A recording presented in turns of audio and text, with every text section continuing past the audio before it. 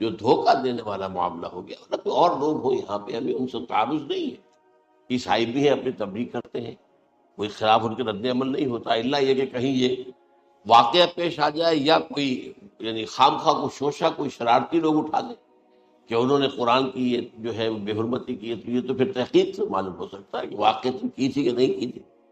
لیکن ایک وقت میں جو اس پر تو ان کا احتجاج ہوتا ہے، لیکن یہ کہ ان کے جو ہے چرچ ہے ان کی ساری اور تبلیغ ان کی ہو رہی ہے اور بڑھ بھی رہی ہے تعداد ان کی، لیکن اس کے خلاف کوئی رد عمل تو ہمارے یہاں نہیں ہے۔ تو یہ ہے اصل میں وہ بات۔ تو اس پر جو گفتگو شروع ہوئی تھی میں آج اس کی تکمیل کرنے جا رہا ہوں۔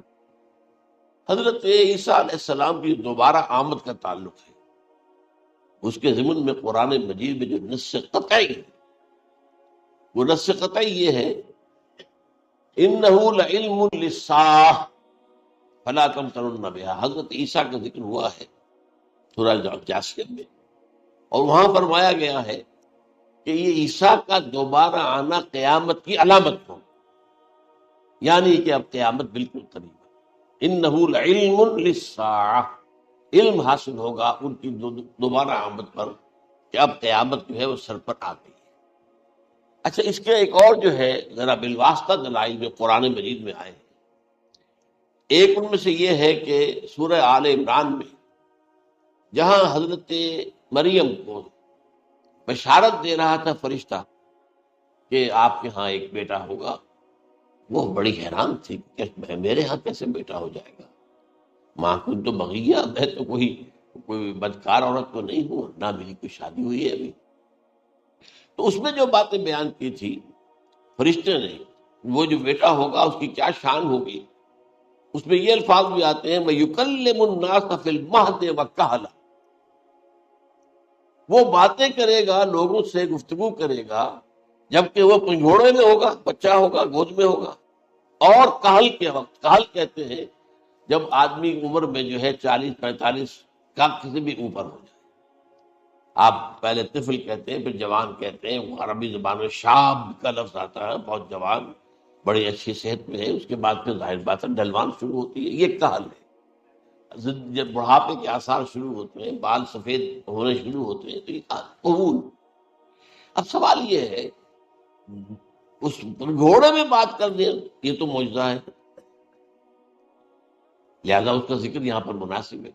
یہ بڑے پر بات کرنے کی کیا ضرورت تھی کہنے کی، وہ تو سبھی کرتے ہیں انسان، یہ اسی لیے کہ معلوم ہو کہ کہولت بھی انہیں آئے گی یہاں، حالانکہ آپ کو معلوم ہے سب مانتے ہیں، عیسائی بھی مانتے ہیں، سب مانتے ہیں، 33 برس کی عمر میں انہیں اٹھا لیا گیا، اس دور میں تو کہولت آئی نہیں، اس لیے قرآن ذکر کر رہا۔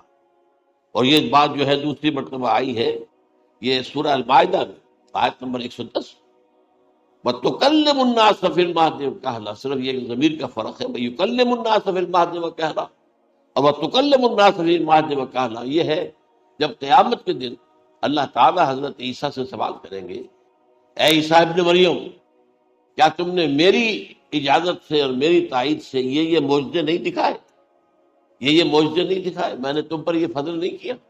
اور یہ گویا کہ بالواسطہ عیسیٰ کے ماننے والوں سے خطاب ہے کہ اللہ تعالیٰ کے کتنے بڑے بڑے احسان ہوئے، اور اسی میں تم بات کرتے تھے لوگوں سے پنگھوڑے کے اندر بھی اور کہولت کی عمر میں بھی۔ تو یہ کہولت کی عمر کب آئی؟ حضرت عیسیٰ علیہ السلام۔ تو اس کے بغیر تو ممکن ہی نہیں ہے کہ وہ دوبارہ دنیا میں آئے، پھر ان کے اوپر وہ عمر آئے اور اس عمر کے اندر بھی وہ بات کریں گے۔ تو یہ میرے نزدیک قرآن مجید کے اندر دلائل ہیں اس چیز کے کہ حضرت عیسیٰ علیہ السلام کی دوبارہ جو ہے آمد ہوگی۔ اب اس ضمن میں چاہتا ہوں کہ آج خاص طور پر جو الساعہ کی اور جو علامتیں قرآن میں آئی ہیں، یہ ضمنی مضمون ہو جائے گا، لیکن بہرحال یہ بھی ایک معلوماتی مضمون ہے کہ ایک تو یہ قیامت کی بڑی نشانیوں میں سے حضرت عیسیٰ کا دوبارہ آنا، اور کیا کیا جو ہے باتیں بیان ہوئی ہیں وہ ذرا غور سے سن لیجیے۔ پہلی بات میں نے ہلکا سا حوالہ دیا تھا، ہم تو ایک لفظ قیامت بولتے ہیں، وہ قیامت جو ہے اتنا ہمارے نزدیک جامع لفظ ہے کہ جس میں وہ بھی جو زلزلۃ الساعہ آئے گا وہ بھی ہے، پھر جو نفخ روح نفخ ساق ہوگا وہ بھی ہے، لیکن قرآن مجید سے معلوم ہوتا ہے کہ یہ الساعہ ہے، وہ گھڑی جس دن کے یہاں قیامت برپا ہوگی۔ زلزلہ آئے گا، شدید ترین حالات آئیں گے، فوری طور پر تمام انسان مر نہیں جائیں گے. جو ہے اس کا نقشہ جو کھینچا گیا ہے، یا ایھا الناس اتقوا ربکم ان زلزلۃ الساعۃ شیء عظیم یوم ترونها تذہل کل مرضعۃ عما ارضعت وتضع کل ذات حمل حملها وتری الناس سکارى وما هم بسکارى ولکن عذاب اللہ شدید. اے لوگوں ڈرو، اللہ کا تقوی اختیار کرو، اس لیے کہ قیامت کا زلزلہ بہت سخت ہے، بہت بھاری ہے. ان زلزلۃ الساعۃ شیء عظیم، جب پہاڑ چل رہے ہوں گے اور جو ہے انسان جو ہیں گے وہ جس طرح پروانے ہوتے ہیں، پتنگے ہوتے ہیں، ایسے اڑ رہے ہیں انسان. اور اس میں یہ بھی حال ہوگا کہ لوگ جو ہے ہر جو دودھ پلانے والی ہے وہ اپنے بچے کو بھول جائے گی. ظاہر بات ہے کہ اپنی پڑی ہوئی ہے مصیبت. حالانکہ سب سے زیادہ محبوب ترین شے دنیا میں اس سے اونچی محبت نہیں ہو سکتی جو ماں کو اپنے دودھ پیتے بچے سے انہیں بھول جائے. تذہل کل مرضعۃ عما ارضعت. اور تمہیں ایسا محسوس ہوگا کہ لوگ کسی نشے کی کیفیت میں ہیں، یعنی وہ بدحواش ہیں، وہ بدحواس ہو گئے، لیکن یہ کہ وما هم بسکارى، اور وہ مدہوش نہیں ہوں گے، ولکن عذاب اللہ شدید. تو یہ ہے زلزلۃ الساعۃ، وہ ایک خاص وقت جو ہے، ایک خاص گھڑی جس میں کہ یہ ہونا ہے. اس کے علاوہ قرآن مجید میں القارعہ القارعہ القارعہ وما ادراک ما القارعہ یوم یکون الناس کالفراش المبثوث وتکون الجبال کالعہن المنفوش. اب یہ کیا ہے؟ یہ نقشہ قیامت، یہ الساعہ، القارعہ الساعہ. اسی کے ساتھ قرآن میں آتا ہے الواقعہ اذا وقعت الواقعۃ لیس لوقعتها کاذبہ. تو یہ خافضۃ رافضہ، یہ الفاظ سورہ واقعہ میں ہے. اسی طریقے سے اور جو ہے الحاقہ ما الحاقہ وما ادراک ما الحاقہ، یہ تمام جو الفاظ قرآن مجید میں آئے ہیں یہ آئے ہیں الساعہ کے لیے، قیامت کے لیے نہیں. قیامت میں بعد میں بتاؤں گا. چنانچہ 3 نفخے ہیں جو قرآن سے ثابت ہیں. نفخ فی الصور، اور اس نفخ فی الصور کا یہ عالم ہوگا یوم ینفخ فی الصور ففزع من فی السماوات ومن فی الارض الا من شاء اللہ. جس دن پھونکا جائے گا سور میں، اور اس وقت صورتحال یہ ہو جائے گی کہ جو بھی آسمانوں میں ہے، زمین میں ہے، سخت پریشانی اور سخت پشیمانی اور ایک طرح کے مرعوبیت اور خائف ہو کر رہ جائیں گے، الا ان کے کہ جن کو اللہ چاہے. اس کے کوئی ملائکہ مقربین ہوں گے. من فی السماوات فی الارض ہے، اس لیے ساتھ ہی یہ کہہ دیا گیا ہے. لیکن یہ باقی پورے لوگوں کے اوپر، پوری مخلوقات کے اوپر ایک جو ہے گھبراہٹ کی کیفیت طاری ہو جائے گی. تو یہ ہے پہلا فضا. دوسرا فضا کیا ہے؟ فضا صاع کہتے ہیں آدمی کا بے ہوش ہو جانا. یہ دوسری مرتبہ جب سور پھونکا جائے گا، وَنُفِخَ فِي الصُّورِ فَصَعِقَ مَن فِي السَّمَاوَاتِ وَمَن فِي الْأَرْضِ إِلَّا مَا شَاءَ اللَّهُ. یہ ہے کہ اس کے بعد وہ سب کے اوپر موت طاری ہو جائے. یہ دوسرے سور پھونکے جانے کے بعد پھر ثُمَّ نُفِخَ فِيهِ أُخْرَى، پھر ایک مرتبہ اور پھونک ماری جائے گی. یہ تیسرا ہو رہا ہے. فَإِذَا هُمْ قِيَامٌ يَنظُرُونَ، تو اچانک سب کے سب کھڑے ہوں گے اللہ کی طرف دیکھتے ہوئے. اب یہ جو ہے یہ ہے یوم القیامہ. قام یقوم قیامت، کھڑا ہو، کیونکہ اس دن یوم یقوم الناس لرب العالمین، جس دن کے تمام انسان جو ہے کھڑے ہو جائیں گے اپنے رب کے حضور میں، جس کا نقشہ کھینچا گیا ہے اذا دکت الارض دکا دکا وجاء ربک والملک صفا صفا. تو یہ سب کے سب انسان بھی جو ہے موجود ہوں گے، فرشتے صفے باندھے ہوئے ہوں گے، اور اللہ تعالیٰ جو ہے اپنے خاص عرش کے ساتھ یحمل عرشہ ثمانیہ، 8 فرشتے اس عرش کو اٹھائے ہوئے ہوں گے جبکہ یہ آسمان پھٹے گا اور اس روئے ارضی پر اللہ تعالیٰ کا نزول ہوگا. یہ جو ہے ہمارا یوم القیامہ یہاں ہے.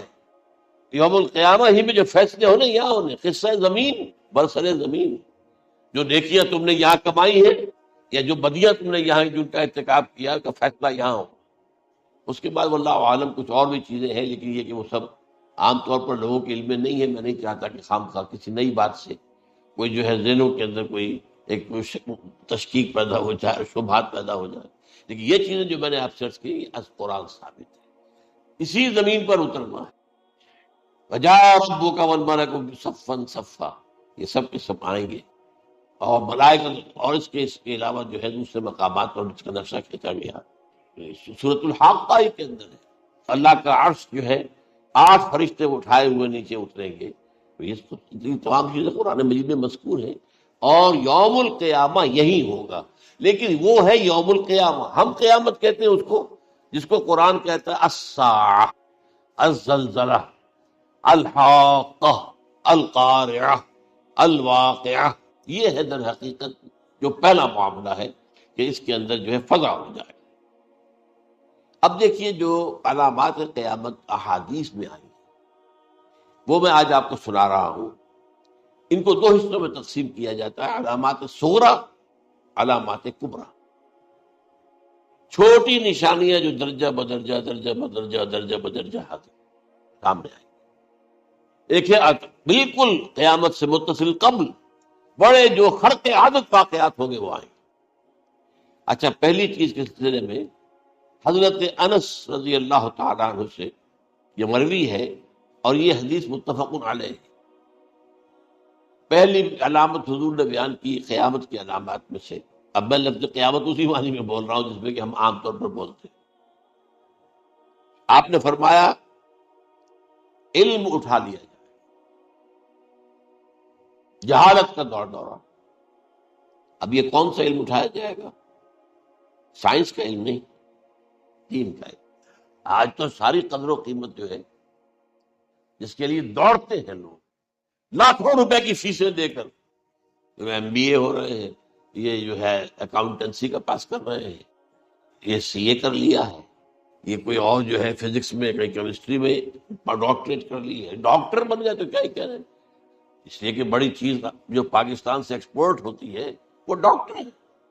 جو اتنے بڑے پیمانے پر جو کالج کھلے ہوئے، 3 لاکھ روپے ایک سال کی فیس، 5 لاکھ روپے ایک سال کی فیس، یہ کیوں لیتے ہیں؟ اور کیوں لوگ دیتے ہیں؟ کہ موقع مل جاتا ہے ایم بی بی ایس کر کے۔ امریکہ کے اندر بھی ڈیمانڈ ہے، ان کے ہاں ڈاکٹر جو ہیں جتنے ہونے چاہیے نہیں ہے، لہذا اور بھی بہت سی جگہوں پر ڈیمانڈ ہے۔ تو جس چیز کی مارکیٹ میں ڈیمانڈ ہے وہ علم ہے۔ آج علم کمپیوٹر کا علم ہے یہ، حالانکہ ان میں سے کسی کے اوپر لفظ علم کا اطلاق میرے نزدیک غلط، جہالت۔ علم وہ ہے جو ذہن کو جلا دے، جو سوچ کو جلا دے، روشنی پیدا کرے، دماغی روشنی، وسعت دے، انسان کے فکر کو وسعت دے، اس کے ذہنی جو ہے جو افق ہے اس کو وسیع کرے۔ علم تو وہ ہے جو حقیقت کے کیا علم بھی اس سے عطا فرمائے۔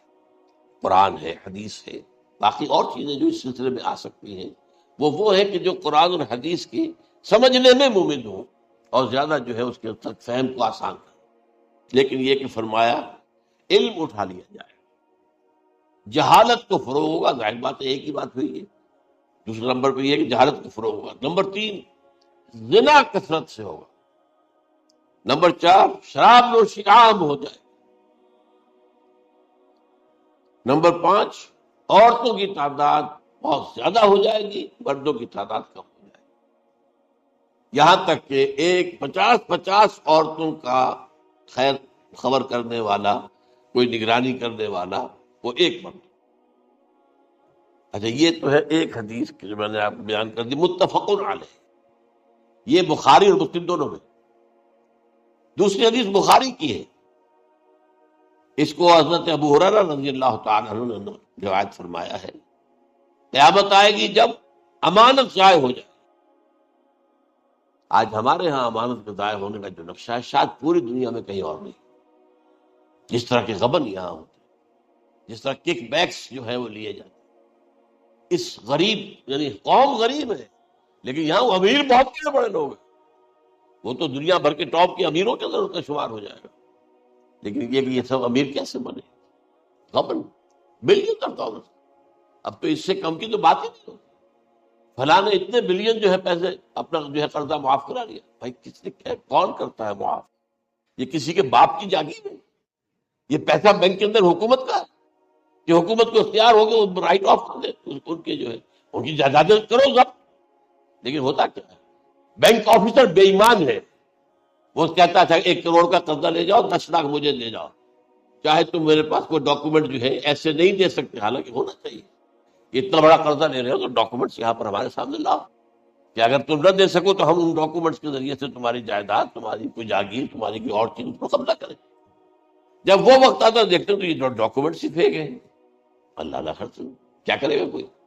بینک کا باپ بھی واپس نہیں لے سکتا.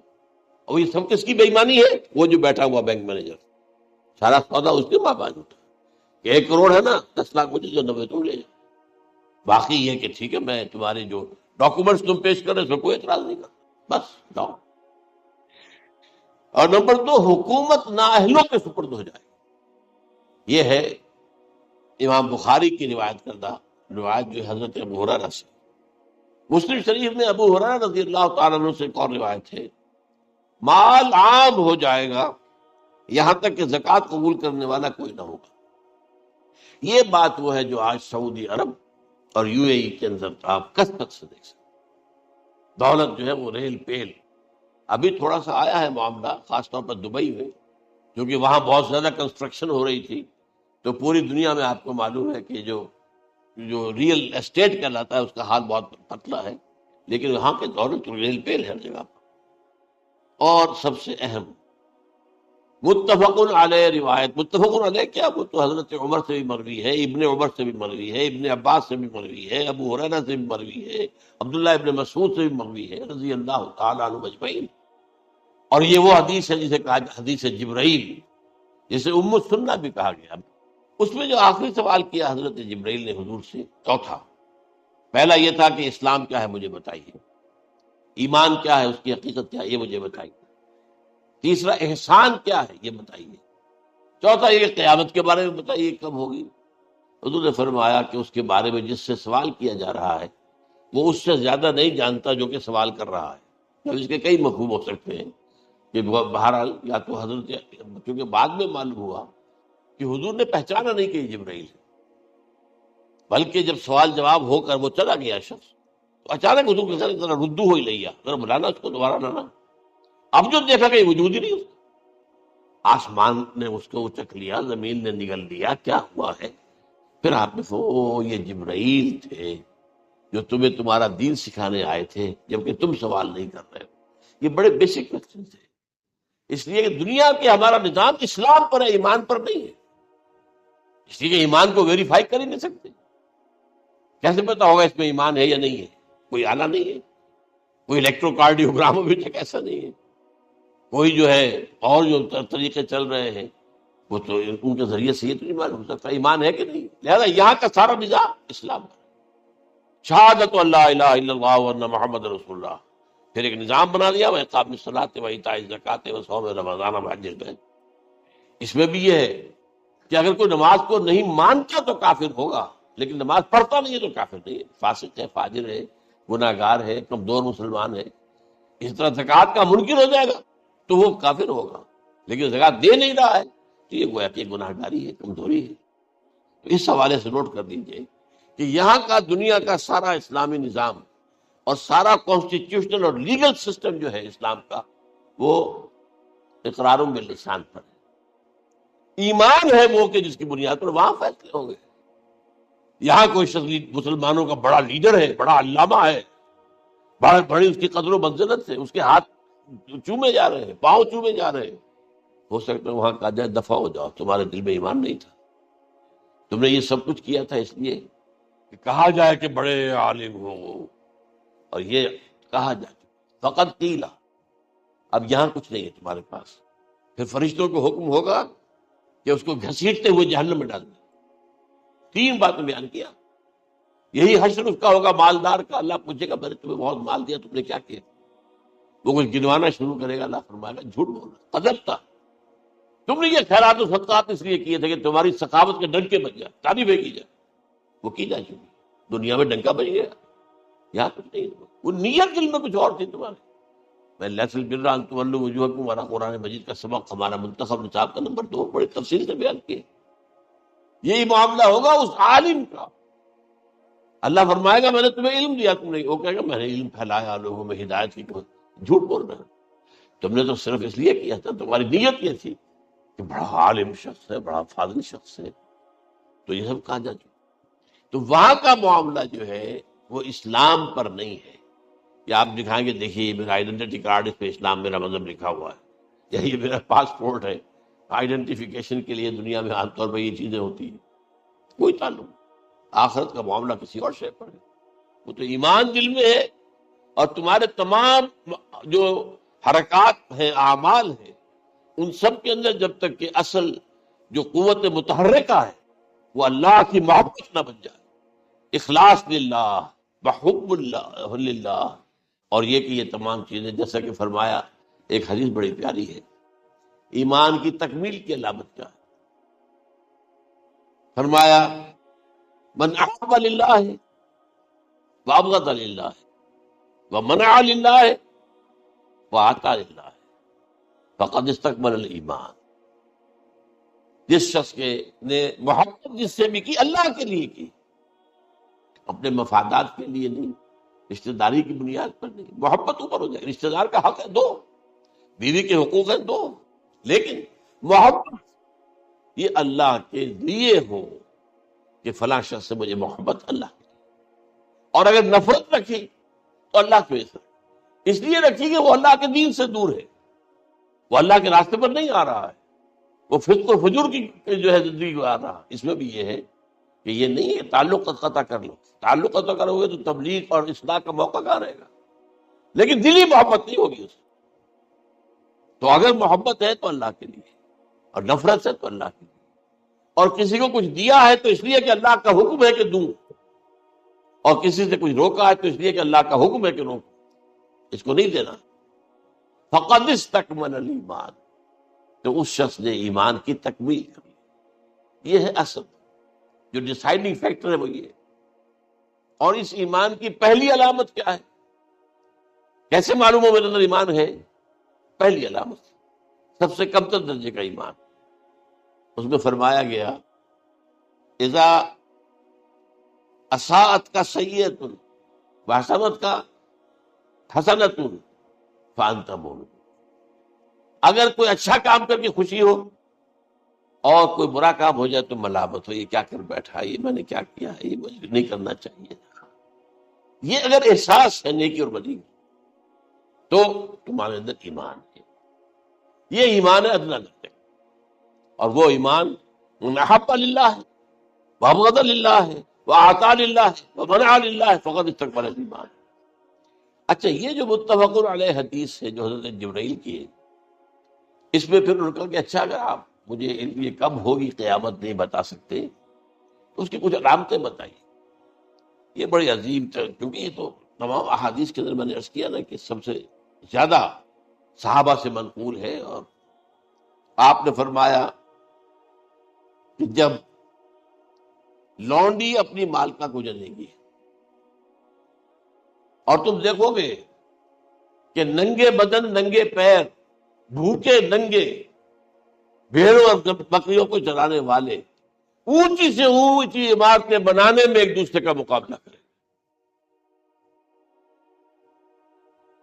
اذا تلد الامۃ ربتها، کیا بات، یہ خاص الفاظ کیوں کہے گئے؟ اولاد والدین کے سامنے دب کر رہتی تھی، کبھی سینہ تان کر بات کرتے تھے. ٹھیک ہے، بات آپ مان نہیں سکتے، ابا جان یہ بات تو میں نہیں کر سکتا. یا فرض کیجئے کہ وہ آپ کو کسی نیکی سے روک رہے ہیں، کہ دینی کام سے روک رہے ہیں، ابا جان یہ تو میں نہیں کروں گا، یہ تو دین کا فرض ہے. یہ کہیں آپ، اور ڈٹ کر کہیں اور جمیں اس پر. لیکن یہ کہ کوئی سرکشی کا انداز نہیں، ایسا نہ ہو کہ اپنے جناب سینے کو تان کر کے کھڑے ہو جائے، میں نہیں کروں گا، یہ نہیں، یہ غلط. اچھا، اولاد میں بیٹی جو ہوتی تھی وہ زیادہ سبارڈینیٹ، سبمسو، بات ماننے والی، کہیں بھی سر اونچا نہ کرنے والی. اور آخری دور میں کیا ہوگا؟ بیٹیوں سے مائیں ڈریں گی، انہیں ٹوک نہیں سکتی کسی بات پر، پتہ نہیں کیا بک دے گی، کیا بکواس کرتے. یہ تو ہمارے یہاں ہو گیا ہے، باہر کیا ہے تو آپ یہ بھی نہیں پوچھ سکتے. آپ کی 13 برس کی لڑکی آئی ہے رات کو 1 بجے، نہیں پوچھ سکتے کہاں رہی ہو، یہ رات کہاں گزاری، پوچھ ہی نہیں سکتے. یہ پوچھنا بھی جرم ہے.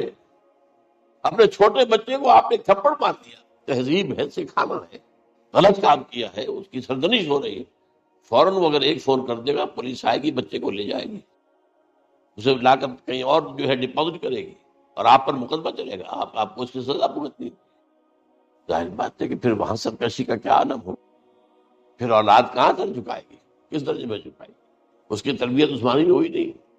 تو ان تلد الامۃ ربتہا، گویا کہ ماں بیٹی کے نزدیک ماں جو ہے وہ ایسی ہو جائے گی جیسے لونڈی، گویا کہ لونڈی نے ایک اپنی مالکہ کو جنم دیا ہے، بیٹی مالکہ بن جائے گی اور ماں جو ہے لونڈی، اور دولت کی ریل پیل کا ابھرتا دکان، یہ جو بھوکے ننگے اور مفلس، کیا حال تھا 100 برس پہلے، انہیں کھانے کو کچھ نہیں ملتا تھا، یہ مشرقی ساحل پر تھے، یہ سوائے یہ کہ مچھلیاں پکڑ لی اللہ اللہ خیر اللہ وہ کھا لی، یا کہیں ان کو بیچ دیا، کوئی بنڈی لگ گئی، بنڈی لگ جاتی تھی، اور کیا تھا۔ اور مغربی ساحل پہ کیا ہوتا تھا، ساری ان کی معیشت حج کے گرد گھومتی تھی، حاجی آئے ہیں خریداریاں کر رہے ہیں، اور آپ کو معلوم ہے پوری دنیا سے مال پہلے بھی پہنچتا تھا وہاں، آپ کو جو ہے ہر ملک کے ہر کونے کا پھل وہاں مل جائے گا آج بھی۔ اور وہاں پر یہ ہے کہ سب سے بڑی بدوؤں کے لیے سب سے بڑی بات کیا تھی، قربانی کا گوشت، اسے وہ سکھاتے تھے، سخت چمڑے کر کے کھاتے تھے، یہ ان کا حل تھا۔ آج جا کر دیکھیے نئے شہر بن رہے ہیں، امریکنز کو کانٹریکٹ دیے جا رہے ہیں، بالکل ماڈرن شہر بنا دو، ایک ایبسولوٹلی ماڈرن شہر جو ہے وہ جو مشرقی ساحل کے اوپر جو پہلے سے آرام کو سٹی ہے، امریکن سٹی ہو، اس کے اندر کوئی سعودی بھی داخل نہیں ہو سکتا سوائے جس کے پاس اس سٹی کی طرف سے لائسنس نہ ہو، اور اس کی چار دیواری کے اندر، چار دیواری کیا فصیل کے اندر کہیے، جو چاہو کرو، کوئی تم پر پابندی نہیں، ننگے نہاؤ، تالاب ہے نہا رہے، ننگی عورتیں ننگی مردیں نہا رہے، کوئی پوچھنے والا۔ اب اسی قسم کا ایک سٹی آباد ہونا جا رہا ہے مغربی ساحل پر، جدہ اور یمگو کے درمیان، اور اس میں اصل میں جتنی بھی دولت ہے جو پیٹرول کی ہے وہ وہیں پر رکھ لی جاتی ہے امریکہ کے اندر، تاکہ امریکہ جو ہے ایسے ایسے پروجیکٹ بنا کر جب تمہیں دے گا تو اس میں سے پیسے دے گا، وہ نہیں ملتی ان کو واپس۔ بہرحال یہ تو ایک میں نے ایک جگہ آپ سے ذکر بھی کیا تھا، دی کنفیشنز آف این اکنامک ہٹ مین، وہ کنفیشنز کی بات جو ہے اگر آپ میں سے کسی کو دلچسپی ہو تو اسے پڑھ، کہ کس طریقے سے 1973 کے آئل امبارگو کے بعد جو شاہ فیصل شہید کے زمانے میں ہوا تھا، پھر جس طریقے سے امریکہ نے ان تمام ممالک کو جکڑ لیا ہے، اس کا پورا جو پروسیس کیا تھا وہ سامنے آتا ہے۔ پر اس کے بعد آتا ہے علامات کبریٰ کا ذکر، بڑی علامت ہے جو کہ بالکل خرق عادت کے انداز، جن کا معاملہ جو ہے وہ آپ کے ناپ تول میں نہیں آ سکتا، آپ کی کیمسٹری فزکس اس کا جو ہے وہ نہیں کر سکتی ادراک ہوگا یہ قیامت کی۔ ان میں نمبر 1 کیا ہے، ایک بہت بڑا دھواں ہے پوری دنیا کو لپیٹے گا۔ نمبر 2 دجال کا ظہور ہوگا، جو اپنی خدائی کا دعویٰ لے کر آئے گا اور بنوائے گا، اس کے ہاتھ میں ہو جائیں گے، قبضے میں ہو جائیں گے سارے ذرائع پیداوار کے، اس کی طرف بھی پہلا قدم اٹھ چکا ہو، ٹرپس کے نام سے معاہدہ ہو چکا ہے، کوئی ملک اپنا بیج پیدا نہیں کر سکتا، یہ بیج ہم نے ڈیولپ کیے ہیں، ان کے ڈیولپمنٹ سے پہلے تم ایک ایکڑ سے کتنی گندم لیتے تھے، آج کتنی لے رہے ہیں، کس بنا پر؟ جینیٹکس کا جو کام ہم نے کیا ہے اس کی بنا پر ہونا، ہاں تو ہمارا حق ہے، اس کی رائلٹی ہمارے پاس آنی چاہیے، لہذا صرف ان اداروں سے ملٹی نیشنل سے خریدا جائے گا بیج، اور بیج بھی وہ دیں گے وہ کہ جس سے جو فصل اگے گی وہ بیج نہیں لا سکتے، وہ بیج کا کام نہیں کر سکتے۔ جیسے آپ کو معلوم ہے کہ آپ کے ہاں جو گوشت کھایا جاتا ہے مرغے کا، تو مرغا وہ جو ہے اس میں مرغا ہو یا مرغی ہو، اس کے اندر کوئی وہ کیفیت ہی نہیں ہے، ان کے انڈے جو ہے ان سے آپ بچے حاصل نہیں کر سکتے، ہے تو انڈا، دیکھنے کو تو انڈا ہے لیکن وہ بنڈا جو ہے اس سے بچہ تو نہیں حاصل کر سکتے۔ ایسے ہی وہ گندم کا بیج دیں گے، نظر آئے گی گندم، لیکن اس کے اندر وہ صلاحیت نہیں ہے کہ اس سے جو فصل ہوئے گی اس کا نتیجہ جو ہے وہ بھی آپ لے سکتے۔ یہ ہونا ہے، اللہ جانے، قدم اٹھ رہے ہیں ادھر۔ پھر یہ ہے کہ دابۃ الارض، زمین سے ایک حیوان نمودار ہوگا، زمین شق ہوگی۔ ابھی میں کہہ رہا ہوں خرق عادت ہے، یہ چیزیں وہ نہیں ہیں جو ہماری کسی حساب کتاب میں جو باتیں پہلے آئی ہیں وہ تو حساب کتاب میں آ رہی ہیں، ساری سمجھ میں آ رہی ہیں، ساری چیزیں مشاہدہ ان کا ہو رہا ہے۔ لیکن یہ ہے کہ دابۃ الارض، یہ کہتے ہیں کہ کوہ صفا، اس میں تو نہیں ہے حدیث میں، کوہ صفا پھٹے گا اور اس میں سے ایک حیوان دابہ وہ ظاہر ہوگا، تو اسی لیے فرمایا ہے وَإِذَا وَقَعَ الْقَوْلُ عَلَيْهِمْ أَخْرَجْنَا لَهُمْ دَابَّةً مِّنَ الْأَرْضِ تُكَلِّمُهُمْ، تو ہم اندر سے پیٹ کے چیر کر زمین کے پیٹ کو ایک حیوان کو برآمد کریں گے جو انسانوں سے بات کرے گا، گفتگو کرے گا۔ نمبر 4، طلوع الشمس من المغرب، یہ بھی خرق عادت، سورج تو طلوع ہوتا ہے مشرق سے، غروب ہوتا ہے مغرب میں، لیکن اس وقت معاملہ الٹا ہو جائے، یعنی جو کائنات کے اندر جو گڑبڑ ہوگی کچھ سمجھ میں بات آتی ہے کہ یہ معاملہ جو ہے، یہ تو اس پورے سولر سسٹم کو اگر بدل دیتے ہیں تو مشرق مغرب ہو جانا، مغرب مشرق ہو جانا، یہ کچھ سمجھ میں آنے والی بات ہے۔ اس کے بعد ہے عیسیٰ ابن مریم کا نزول، جس کے بارے میں آج میں نے گفتگو کی ہے تفصیل سے۔ یہ نزول ہونا ہے، یہ علامات قیامت میں سے حضور نے بیان فرمایا ہے، اور قرآن مجید کی جو اصطلاحات ہیں اس کے حوالے سے میں نص قطعی جو ہے وہ میں آپ کے سامنے رکھ چکا ہوں۔ پھر یاجوج ماجوج کا ایک معاملہ ہے، یہ میں ابھی اس وقت زیادہ اس پر بات نہیں کر سکتا۔ حضرت عیسیٰ علیہ السلام کے نزول کے بعد دو کام ہوئے، یہودیوں کا قلع قمع تمام بھی ہونا، ایک کام تو یہ ہونا، اور نمبر 2 عیسائیت کا ختم ہو جائے، عیسائیت کی نفی کر دیں گے، بھائی تم مجھے خدا کا بیٹا بنائے بیٹھے ہو، میں تو خدا کا بیٹا نہیں ہوں، میں تو اس کا بندہ ہوں، رسول ہوں، میں نے تم سے کب کہا تھا کہ مجھے خدا کا بیٹا بناؤ۔ نمبر 2 یہ کہ وہ خنزیر کو قتل کر دیں گے، یعنی یہ تم نے خنزیر کب سے کھانا شروع کر دیا، میں تو تم کو نہیں اجازت دے کر گیا تھا، یہ تو شریعت موسوی میں حرام تھا، اور میں کہہ کر گیا تھا کہ یہی شریعت تم پر لاگو رہے گی، ہاؤ کم تم نے کیسے یہ؟ آج بھی بہت سے رومن کیتھولکس جو ہے وہ سور نہیں کھاتے، وہ اس میں ہے ان کے اندر کچھ نہ کچھ بات جو ہے، جو حضرت عیسیٰ کی تعلیمات کا کچھ اثر ان کے ہاں ہے۔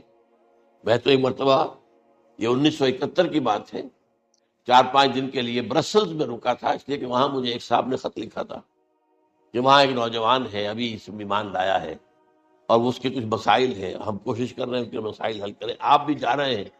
میں انگلینڈ جا رہا تھا تو واپسی پر آپ ان کے یہاں چند دن ٹھہرے، میں حیران ہوا، ویسے اس نے مجھے اپنے گھر ٹھہرایا نہیں، اس لیے کہ ماں باپ تو اس کے کرسچن تھے، اور پولیس کا چیف آفیسر اس کا باپ تھا، چیف آف پولیس فورس۔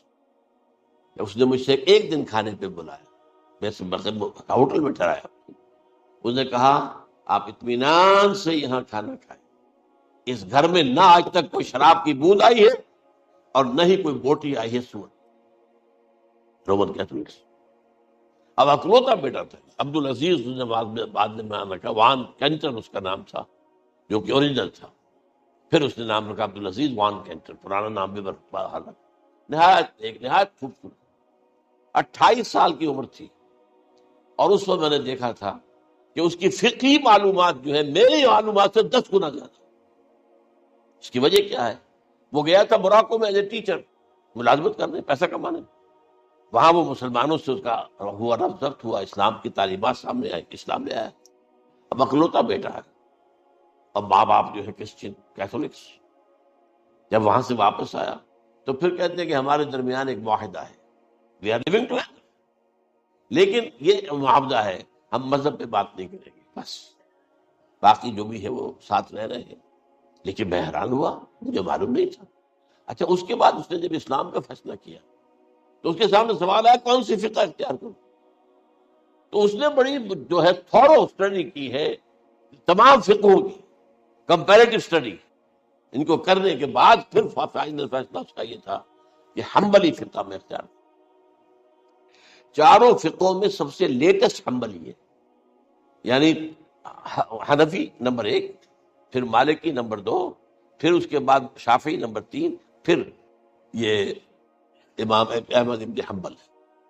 اور امام احمد ابن حنبل کے زمانے تک احادیث بہت بڑے پیمانے پر جمع ہو چکی تھی، جبکہ ابھی حضرت امام ابو حنیفہ کے زمانے میں کوئی اتنا زیادہ جو ہے حدیث کا بھی ذخیرہ نہیں بنا تھا۔ اسی پر تو لوگ حیران ہوتے ہیں کہ زیادہ حدیث امام ابو حنیفہ کے علم میں نہیں تھی، لیکن بجال ہے کہ ان کا کوئی فتویٰ جو ہے کتاب و حدیث کے، کتاب اور سنت کے خلاف، اگرچہ انہوں نے صاحب کہا کہ اگر تم پاؤ کوئی ایسی سچی حدیث پختہ حدیث جو میری کسی رائے کے خلاف ہو، تو میری رائے کو دیوار پر دے مارنا اور اس صحیح حدیث کا کی پیروی کرنا. لیکن ویسے اس کے بعد یہ کمال یہ ہے کہ بہت ہی کوئی شاذ معاملہ ہے کہ جس میں ان کا کوئی فتویٰ وہ کتاب و سنت کے منافی ہو یا سنت کے منافی ہو. کتاب پہ تو سوال پیدا نہیں ہوتا، کتاب تو ساری ان کے سامنے موجود تھی. اس کے بعد یہ ہے کہ یاجوج ماجوج، اصل میں بتا رہا تھا آپ کو کہ جب عیسائیت بھی ختم ہو گئی، یہود ویسے ختم ہو گئے، استیصال ہو گیا، جڑ کٹ گئی، اب عیسائیت گویا کہ اسلام میں ضم ہو گئی. عیسائیت مذہب ختم، یہودی خود ختم. اب یہ طاقت کتنی ہو جائے گی؟ تقریباً 2/3 دنیا آ گئی. تمام اب عیسائی 2 ارب کے قریب ہیں، 1 ارب 90 لاکھ 90 کروڑ ہو گئے. مسلمان بھی 1 کروڑ 50-60 لاکھ ہیں. دونوں کو جوڑ لیجیے کتنے ہو گئے؟ 6 ارب کل آبادی ہے. لیکن اس کے بعد آتا ہے یاجوج ماجوج کا خروج. یہ یاجوج ماجوج میرے نزدیک چائنا اور رشیا، ان کی مجموعی طاقت اتنی ہوگی اور یہ اس طرح آئیں گے ہر اونچائی پر سے اترتے ہوئے، پھسلتے ہوئے. جیسے 1962 میں جب وار ہوئی تھی بٹوین چائنا اینڈ انڈیا 1962 میں، تو وہ اس وقت کا نقشہ مجھے آج بھی اخبارات میں پڑھتا تھا تو یاد، waves after waves of Chinese soldiers were coming down the slopes of Himalayas. یہ تو وہ ہے نا ان کی تعداد کا کوئی حساب نہیں ہے. اور رشیا اور یہ مل کر جو ہے، میرا اندازہ یہ ہے کہ جب پہلے ملحمۃ العظمیٰ ہوگی وہ عیسائیوں اور مسلمانوں کے درمیان، اس وقت یہ دونوں پاورز نیوٹرل رہے گی. لیکن غالباً یہ بات طے کر لیں گی کہ ویپنز آف ورلڈ جو ہے ماس ڈسٹرکشن، یہ استعمال مت کرنا. اگر یہ ویپنز آف ماس ڈسٹرکشن استعمال کرو گے تو ہم میدان میں آ جائیں گے.